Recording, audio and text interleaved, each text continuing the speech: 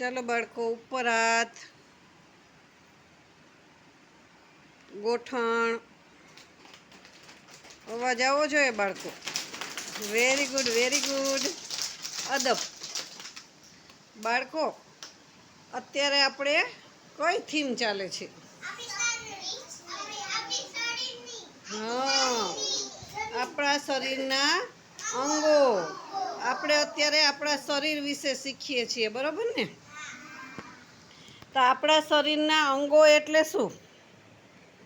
આપણે very good. હા, very good સિયાબેન. નાક, વેરી ગુડ. કાન, વેરી ગુડ કાવ્યાબેન. કમર, વેરી ગુડ નંદિની બેન. આપણા આંખ, વેરી ગુડ ખુશાલભાઈ. બોલો બોલો, શું બોલ્યા? પગ. હા, પગ, હાથ, ગોઠણ. વેરી ગુડ બાળકો. હાથ, પગ, પછી માથું, આપણા વાળ માથાના, આંખ, કાન, દાંત, જીભ, આપણા આંગળા, એ બધા આપણા શરીરના અંગો છે.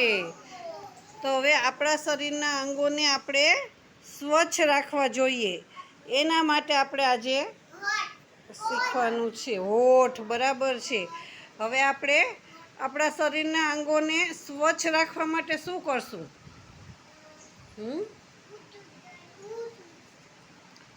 સવારે ઉઠીએ આપણે, તો સવારે ઉઠીને હા હા, પછી બીજું, સવારે ઉઠીને તરત આપણે શું કરીએ?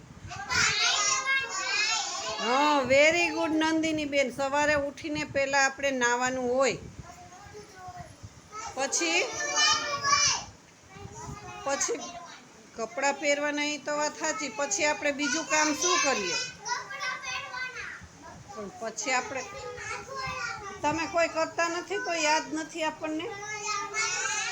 માથું તો ઓળીએ, એ તો વાત સાચી. પણ નાયા પછીનું અથવા તો નાયા પહેલાંનું કામ છે. બોલો, શું હોય? બ્રશ કરવું જોઈએ. એનો મતલબ એવો કે તમે બધા છોકરા બ્રશ કરતા નથી. કેમ યાદ ન રહ્યું? આપણે પહેલામાં વહેલા તો સવારે ઉઠીને બ્રશ કરીએ ને. હા, બ્રશ કરીને પછી આપણે નાહવા જઈએ, આપણા હાથ પગ ધોઈએ. હા, મોઢું ધોવું પડે, આપણે આપણા હાથ પગ ધોઈએ. આપણે ધોયેલા સ્વચ્છ કપડાં પહેરીએ, બરોબર ને? જમીએ ત્યારે હાથ ધોઈએ. ટોયલેટ જઈને આપણે હાથ ધોવા જોઈએ. કરીએ ને? આપણે આપણું માથું ઓળાવવું જોઈએ, આપણા નખ કાપવા જોઈએ. તો આપણું શરીર સ્વચ્છ રહે અને આપણે બીમાર પડીએ નહીં. તો હવે બધાને ખબર પડી ગઈ ને? સવારે ઉઠીને શું કરશો? બ્રશ. કોઈએ ભૂલવાનું છે નહીં.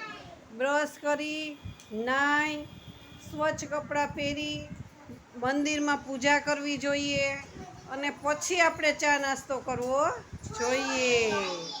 વેરી ગુડ બાળકો. ચાલો, તમને ગમ્યું તો એકવાર તાલી પાડી દો જોઈ.